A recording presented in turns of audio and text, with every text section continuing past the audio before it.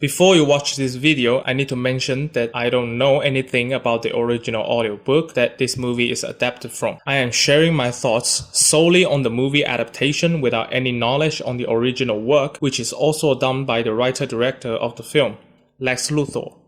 With that out of the way, let's continue. For most of us, there is a time where you think you are big enough to make your own decision, not to listen or follow the path mapped out by your parents, to basically ignore them because you think your parents are fucking idiots. Imagine how much better your life can be if someone else is your parents, someone that you think will be great, like Julianne Moore. Well, our imagination sucks. If my parents are Julianne Moore from this movie, I would still rather be dead. It's official, people. It's not about who your parents are. In that stage of life, everything just sucks.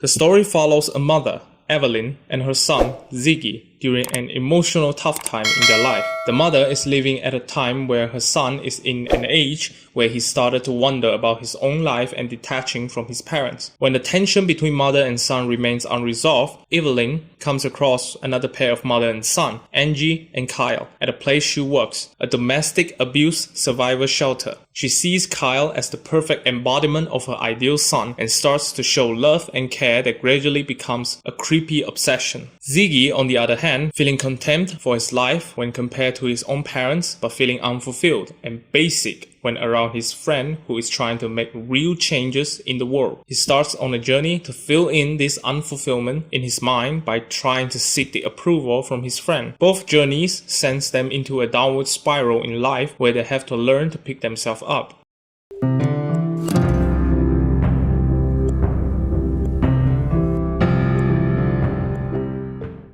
The thing that leaves the biggest impression on me is the feel, the vibe of this movie. Throughout the entire film, it is so realistic to a point that it started to feel scary for me. And this is mainly thanks to the impeccable camera work and the acting from both leads. Jesse Eisenberg understands the cinematic language that he wants to achieve and finds the perfect choice that fit the narrative of the story. Like when Julianne's character is staying calm and not losing her shit or being frustrated with things, the camera is usually staying still. But when she is doing something that is kinda creepy, it mostly uses handheld camera to show the unhinged of a character, like she is about to go berserk anytime. Same with Ziggy. When he is trying to seek approval from his friend, the handheld cam comes again to show his lack of confidence and need for approval. But when he is interacting with his parents, it's mostly a steady camera to show his own feeling of superiority over his parents. All of this combined with the tense acting and the brilliant writing gives me a very enjoyable, uncomfortable experience, if that makes any sense.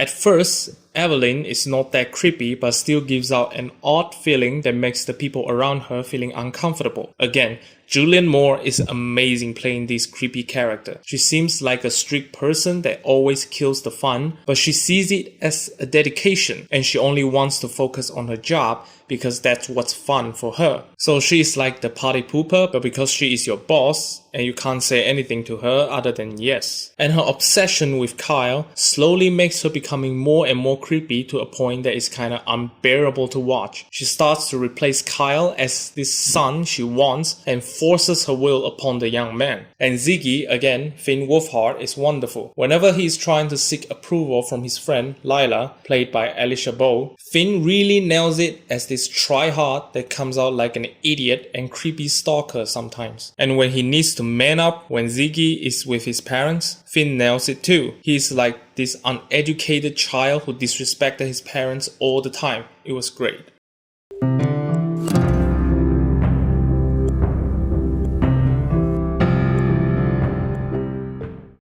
The main point that I took away from the film is Evelyn and Ziggy's need to seek for approval. For Evelyn, she thinks she is doing what's right by planning out her son's future and making the safest and most secure choices in life. Her mistake, other than forcing her will upon her son, is neglecting and straight up refusing to listen or at least try to understand his son's action and choices. This refusal leads to her seeking a replacement for her son with Kyle, someone who checked on every box in her good son criteria materialist. She starts to care and love him as his own son to a point that is basically an obsession that is very uncomfortable for me and for the character as well. And of course, this is also part of the struggle Ziggy finds in this film. His hostility towards his parents is mainly because of the despise from her mother towards his passion and choices. This may be the reason for his insecurity and need for approval from someone he thinks is deep and free-minded. So he, too, started to have an obsession towards his friend and doing stuff that is also uncomfortable for my taste. He starts to stalk her, jerking off towards her accomplishment,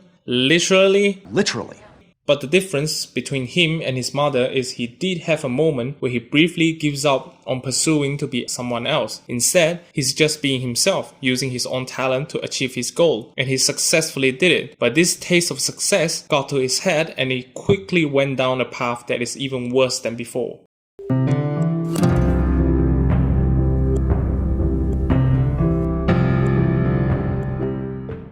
So the ending is a little bit disappointing for me. The movie ends right after they realize their wrongdoing. For Evelyn, it is a serviceable ending to me, as we see her finally stop avoiding the hard choice and choose to understand her son. But we didn't get any closure between her and Kyle's family. Not that it is integral to the story, but this is a tiny part that I feel like it is left out. For Ziggy, I don't like his ending. His realization comes in a very easy and direct way that is a little bit too easy for my taste, especially seeing his mother has to go through the entire movie just to achieve her realization. He just received the realization because the person he idolized tells him the truth in a harsh way after their fallout, and he suddenly decides to not necessarily give up on his choices, but certainly gives in to her mother's choices. This also ruins Evelyn's ending in a way, as she finally learned to grow, but now her son has become what she wanted, and we never get the rest of the story as the film ended. Yes, it can be viewed as a wholesome ending in a way, but to me it kind of feels half-assed, because I feel like there is so much more it could tell, but the story progresses into a pickle where they need to end the movie then and there, or else the movie might need to go on for like another hour or so. So in the end, the ending might be serviceable to some, but kind of underwhelming for me.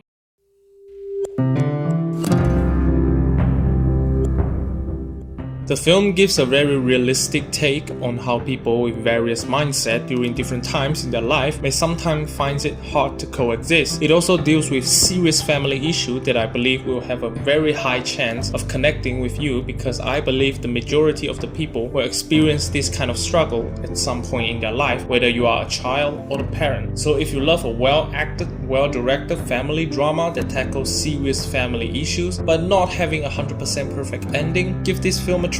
Julianne's portrayal of the character alone is already worthwhile for me. So, to be quite honest with you, I would really like to make some jokes to end this video, but this movie really hits hard on my heart, as I'm sort of in a similar situation as Ziggy, not really getting any support or help from my family in life. So instead, I will end this video by telling you, whoever out there watching this video, if you are in a similar situation where you feel like it is unwinnable for you against your family, don't focus your mind on what they said or done to undermine what you do. Go out there and live your life for yourself. I know it is hard and scary to take the chance when it might ruin your relationship with your family. I'm still working on that myself, but I am in a stage of my life where I feel like I need to focus on myself more instead of trying to be a tool that makes others' life a better life. Okay, I really suck at motivational speech, so I'll just end it here. Thank you for watching. Stay strong, be yourself. One day it will all be fine. I don't know, I just think that line feels positive enough, though it is cheesy as hell. Okay, bye. Move along.